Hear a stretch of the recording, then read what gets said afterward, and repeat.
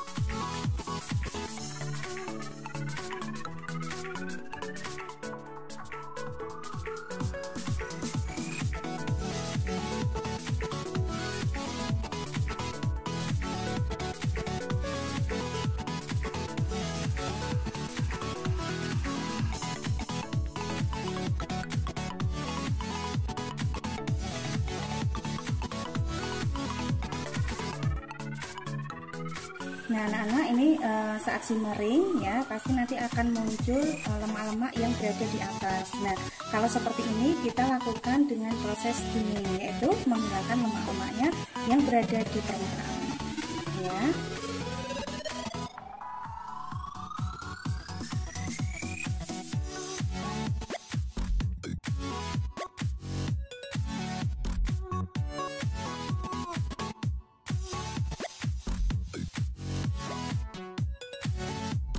Begitu juga dengan brown stock ya, kita akan lakukan skimming.